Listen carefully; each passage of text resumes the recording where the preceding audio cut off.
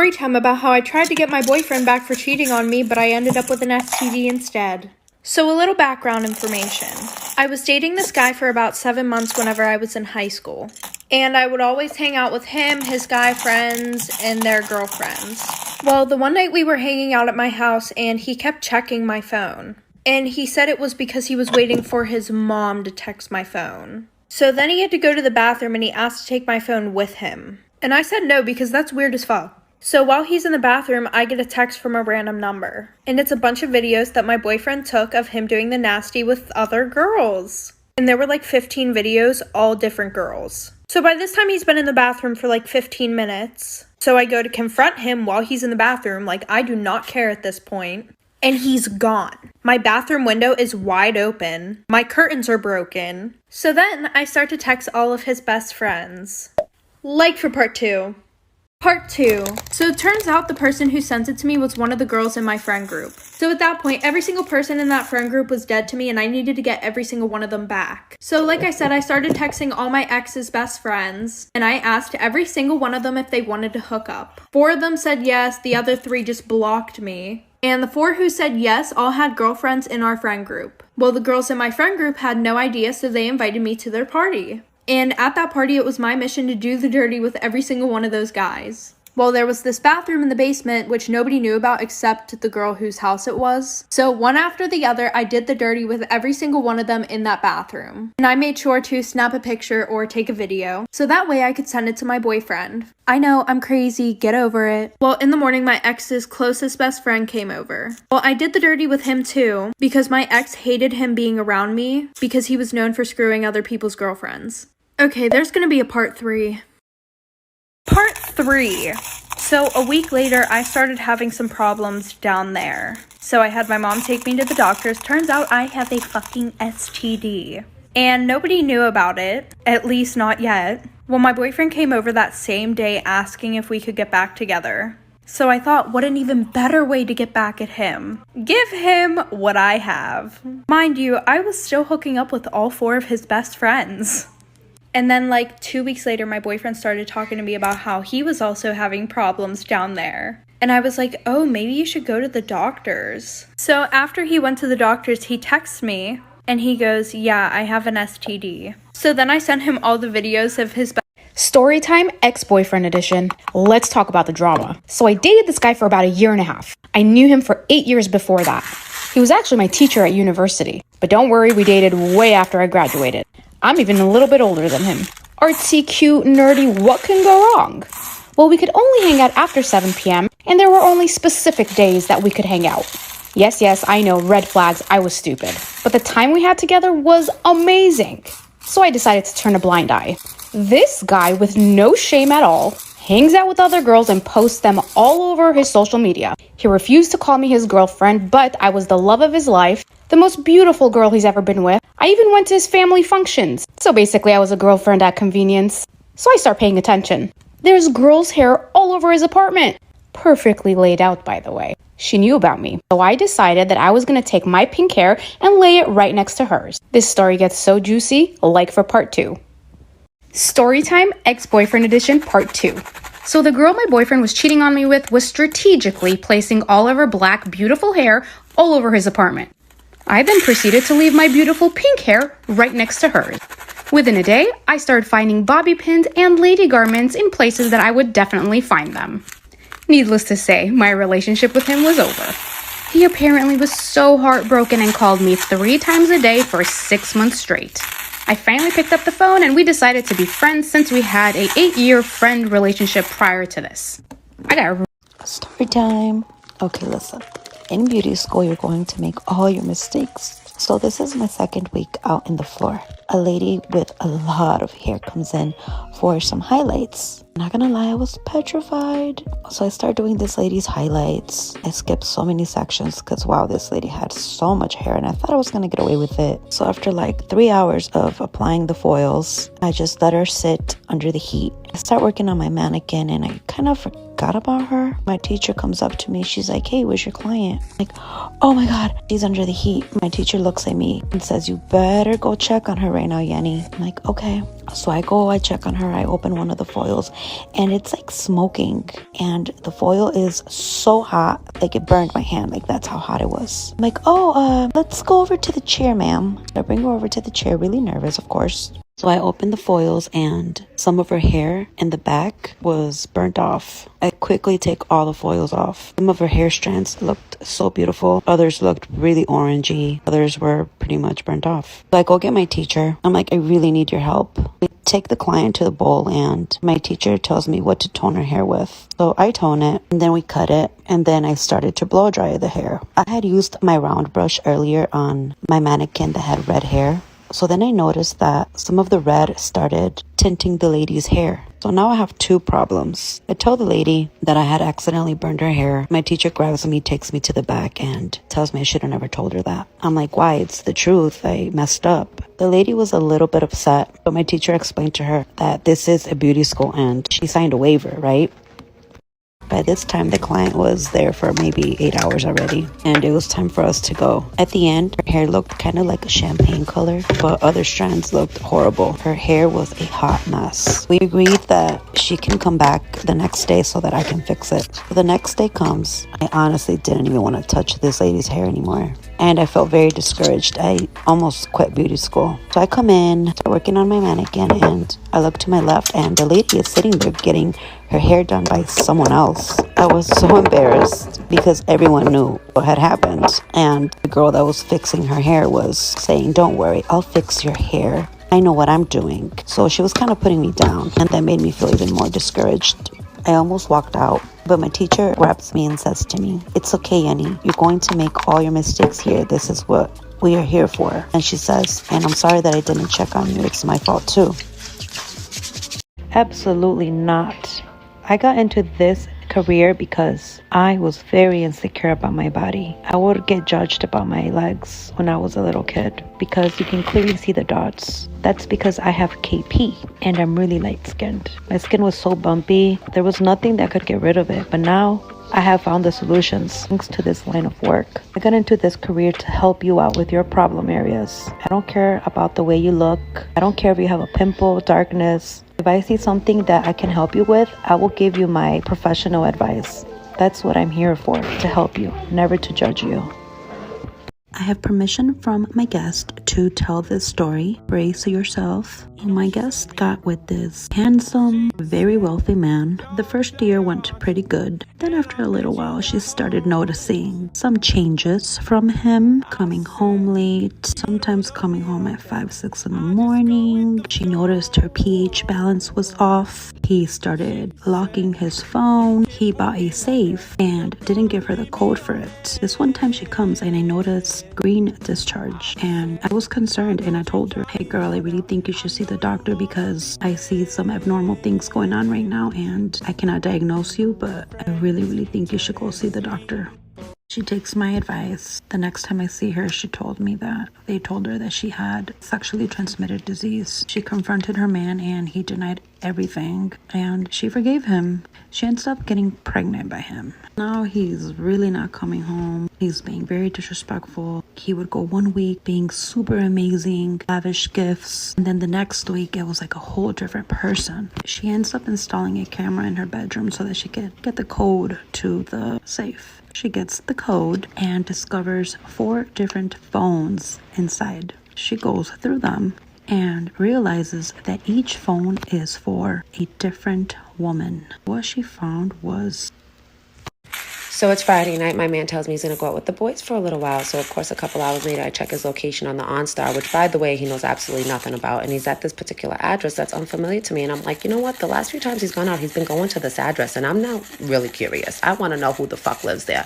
I'm like, I need to stalk his ass. So I'm thinking about it. And I'm like, I got to call my sister to come over here. She'll watch the kids while they're sleeping. I'll take her car, go to this apartment, look through the window and see what's going on. And imagine I look through the window and he's sitting there with some fucking bitch having drinks on the couch, laughing, joking, having fun. And I'm like, what the fuck is going on? I need to to kick the door down and beat both their asses. And then I'm like, you know what? Maybe you're overreacting a little bit. Let's take a moment and give him a call, see if he actually answers the phone. So I give him a call. The first ring, he doesn't answer. My heart's palpitating. The second ring, I'm like, I got to call my sister right now. And just as I'm about to hang up, he answers the phone. He's like, hey, babe, what's up? And I'm like, hey, babe, what you doing? And he's like, oh, I'm at the bar, we used to go to before you had the baby. And I'm like, oh, tell everybody I said what's up. And he's like, hey, the wifey said what's up. And I'm like, shit, I almost killed someone innocent. When I was younger, the girls in my school liked guys who play sports. And well, I was the music kid, so I didn't get that much attention. So I went to my oldest brother for a little advice. Yo, bro, you gotta be straight up with these girls. So I tried the straight up approach. Yo, straight up, I like you. Give me your number, girl. She gave me her number. Wait, there's only 6 numbers here. Dang, sometimes you gotta act like you don't care. Girls want what they can't have. So I tried the I don't care approach. Hey, Desmond. Yo, girl, I don't care about all that. I only care about your number. Is you gonna give it to me? Boy, bye. Alright, sometimes girls like when you're desperate. Try that. Look, girl, I love you. I loved you from the moment I saw you. So please, please give me your number, girl. I'm begging you out here. Look at me, girl. I love you. I love you. Ew. Yo, bro, I don't know what you're doing wrong. Just try. When I was 15 years old, I found out I was pregnant with twins. My boyfriend at the time was 21 and had nothing to do with me. When he knew I wasn't going to give them up for adoption or abortion, he walked away. My mom was disappointed, but she helped me throughout my entire pregnancy and my delivery. A few weeks before my due date, my boyfriend texted me saying he broke up with this girl and that he wanted to get together and he was going to try to become the best dad he can. After the twins were born, it was blissful for a few moments until my mother started becoming toxic. She would take them places without my knowledge, and I would wake up to an empty house not knowing where my kids were. She started overriding my decisions, and when I confronted her, she told me she knew better because she was an adult, and I was in no position to contradict her. After years of this happening, I finally had enough, and I managed to get enough money to afford a hotel for a couple of nights while I decided what to do. I asked my aunt to watch my kids for a few days so I can go out and find a job, and when I returned to the motel, they were gone. All of them. Hey guys, this is actually a story one of you guys sent in from your own personal experiences, so they'll be in the comments looking for advice, so please be nice and look forward to part 2. So here's a story about an amazing guest of mine. She was pregnant, about to have the baby pretty much any day. She booked a tummy wax, a full Brazilian, and a leg wax. During her Brazilian, I noticed she had a lot of clear fluid. I'm thinking it's just discharge. She's pregnant, it's normal. So I advised her to just wipe it down a bit more. She did. I continued with the wax and I noticed she had more. I really didn't think much about it. I just struggled through the wax, finally finished her Brazilian. Now I go to do her tummy and she's getting these contractions, but she said that she was getting them all week. We both think they're Braxton Hicks. Then she said that they're getting a bit stronger, to just give her a slight break. So I give her a break. She asks for water. I go get some water. I come back. Now she said they're getting a bit stronger. I'm like, what do you want me to do? Do you want me to call the ambulance? She goes, no, I think I'm going to be okay. Can you continue with the wax? I'm like, okay, girl, let's do this. But let me know if you need me to stop. I'll call the ambulance because I really don't know what you're feeling. I'm just hearing you out. She's like, no, I'm okay. I'm okay. So I'm continuing with the live wax now, but I'm nervous this entire time. She looks uncomfortable, so I stop. I'm like, listen, I don't feel comfortable doing this wax anymore. Let's just call the ambulance because I'm not going to let you drive home or call your husband, your family member to come pick you up. She's like, no, girl, I'll be fine. But now you can tell she's in distress. Like, it's hurting really bad. A few weeks later, the side chick books a wax appointment with me. And of course, I service her. She's trying to talk to me about the whole situation, but I don't say a thing. One thing about me is I will never give out names. I will never talk about your situation to other clients, especially if they know you. Right now, I'm telling you the story, but you don't know who it is. Anyways, the wife finds out about it because the side chick tags me on Facebook. She sends me a very long message, basically firing me as her waxer, telling me that she can no longer get services by me because she doesn't want to share yet another person with her enemy. I said, okay, girl, have a great life. It's been 5 years since this happened, and he ended up leaving both of them for a new chick and has 2 kids with that new chick. Never fight for a man. My boyfriend and I went to his sister's wedding last Friday. They've always had a strained relationship, but overall it was a great wedding. We were enjoying the party when my boyfriend goes up to the DJ and asks for the microphone. I thought he was going to do a toast for his sister, but no. He asked me to come up to him and I was terrified. I remember thinking to myself, he is not going to do that. No way. I take a quick glance at the bride and she is furious. He then proceeds to propose to me at his sister's wedding. Everyone was cheering for us, but his sister just looked like she wanted to cry. I didn't know what else to do other than say yes. I was crying, but not happy crying. After that, I went up to his sister and was apologizing over and over. She was livid. I felt so sorry for her. I left early and my boyfriend came back to the hotel room at 2 a.m. hammered. And so I decided to confront him. At first he was like, "Babe, my whole family was there and it was the best time." Until he finally admitted that he did it because his sister had ruined his graduation by announcing her wedding. He used my proposal to get back at his sister. I left the morning after and haven't talked to him since. I don't know what to do. He won't stop calling, but I'm overwhelmed with emotions. One time I was behind the register at Victoria's Secret. This customer walks in and immediately everybody spots her as a red flag. She's just picking up items, throwing them in her bag, not looking at sizes, not looking at colors. So everybody's like, everyone's on their walkie like, watch this customer. She's coming to the fitting room. She's headed to the cash wrap. Somebody get her. Check her ID. Get her. Get her. She has a bag full of stuff. And guess who gets her at the register? Me. So she comes to my register and she dumps out her stuff and we're having a regular conversation. Hi, how are you? Yada, yada, yada. Her total comes up to probably between $700 to $900. It was expensive. My manager is at the register next to me talking to me on the walkie. Ashley, make sure you get that ID. Don't matter what she's using, make sure you get that ID. So I ask her for the ID because she's paying credit. Why do you need to ask for my ID? Just take it, run it. I'm like, no ma'am, I'm sorry, I need your ID for the purchase. She starts to raise her voice at me. This is why waking up late might just save your life. One day when I was in elementary school, my mom and I both overslept, which meant I wouldn't be ready in time to get on the bus. School started at 8, my bus pickup time was at 7, and it was already 6:40 or something. I was still in my PJs and hadn't even had breakfast yet. My mom decided that today we would just tell the bus driver to go on ahead and she would take me to school, which would give me plenty of time to get ready. It's 6:50, I'm in my PJs eating breakfast, and that's when we hear the bus pull up 10 minutes earlier than scheduled. My mom peeks her head out of the door into the foggy morning and waves the bus on. She closed the door and came back inside, but the bus didn't pull away. There's a knock at the door and my mom opens it to find a man in a bus driver uniform. He explains he's a substitute bus driver because the regular driver called in sick and that he's early because he wanted to get an early start on the route. My mom says she's taking me to school because we woke up late. He gets visibly upset and says he can wait a few minutes since he's already ahead of schedule. My mom says that we won't be ready in a few minutes and tells him to go on ahead. He seemed really angry about this, but turned around, got back on the bus and left. But at 7 a.m., another bus pulls up to my house. My mom went out to talk to them and came back. This is why you should always check your back seat. A woman coming home from work decided to drive home. As she's driving, she notices a black car following behind her. In every red light she stops at, this black car will constantly flicker his lights. She began to panic and drove faster and faster, taking every turn she could to get away from this car. As she's driving, she calls her dad and tells her that this car is following her and to meet her in the driveway so she's not alone. She pulled into the driveway and sees her dad waiting outside. Then she sees the car that's been following her pull in right behind her. The man in the black car behind her gets out of his vehicle and runs to her and says, "Get out of your car now." She gets out and the man behind her says, "There is somebody trying to kill you." The man in the black car behind her pulls out a weapon. He shows the woman that there has been a man in her back seat, and every time he would flash his lights, it was because the man was about to stab her. So he gets up and goes to open the door. She barges in. She's screaming from the top of her lungs. She's irate at the moment. She's like, "Who are you with? You're cheating on me. Why are you here?" He's like, "Babe, I'm getting a wax. Look." So he shows her his partial waxed body. She looks at me and pretty much comes at me, but he holds her back. And I'm like, "Guys, you have to take this outside of my house. This is insane." I'm like, "Listen, girl, I'm just his waxer. Nothing is going on here." She's calling me every name in the book. She's kind of crazy. So he shows her our texts, and it's all professional. Him booking an appointment and me showing him before and after pics from previous times. Guess this was a new relationship and she was already acting like a psycho. She followed him to my house. So I kicked them both out. Let's just say they did not last because this girl was cuckoo in the head.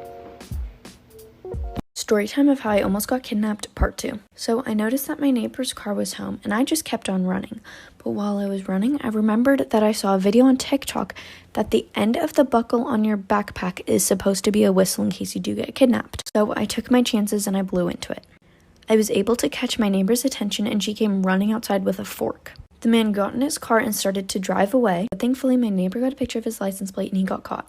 This is why you should never let your Uber driver cancel your ride while you're still in the car. I went dancing with some friends one night and got really drunk by midnight. My phone was dead and I was so drunk that I barely remember my friend calling me an Uber. I can vaguely remember them helping me in the car and telling me to get home safe. That's when he asked me how my night was and if I smoked. At this point, I sort of just slurred out that I did sometimes. He then offered me a J, and this is when I started to get nervous and started paying attention. I tell him something like I'm really tired and just ready to go home. He keeps insisting, and once again I say something not exactly like no, but not a yes, which he takes as a yes. I'm so drunk I can barely see straight or speak clearly. That's when he says, okay, I have to cancel the ride really quick because I can't give it to you while I'm on the clock. It takes me a second to realize how dangerous that is, and by the time I start to say something, he's canceled the ride and pulled over in the middle of nowhere. At this point, I'm panicking, I'm taking fake hits, and I'm thinking to myself how I can get out of this situation. After it's done, I tell him I can always call another Uber and he doesn't have to take me home. But he says he still has my address and he'll take me. As he starts driving, I tell myself to calm down and that I'm being paranoid. But that's when I realize he's going farther north and passing every exit that could get me back to my apartment. Story time. My parents found out that I was dating a white boy. So a little background information. My parents are super strict, especially my dad. And on top of that, my dad thought that races should not mix. One of his sayings was, you don't see a blue jay fucking a pigeon. AKA, white people and black people should not be together. Sounds fucking stupid. Yeah, I know. Anyways, like I was saying, it was my freshman year of high school and I had been dating this boy for 2 months. And of course he was white. And we had to keep it super low-key because if any of my friends found out about it, they would have fucking told my dad. Now when I look back at it, those weren't good friends at all. Anyways, every Friday, my boyfriend and I would go to the movies. And we would go to this theater that was 45 minutes away because nobody that I knew would be there. The only person that knew that I was dating a white boy was my sister. Well, the one day after the movies, I couldn't get a ride home, so I had to get a ride home with him and his family. And as soon as I pulled up, my parents were waiting outside, like for part 2.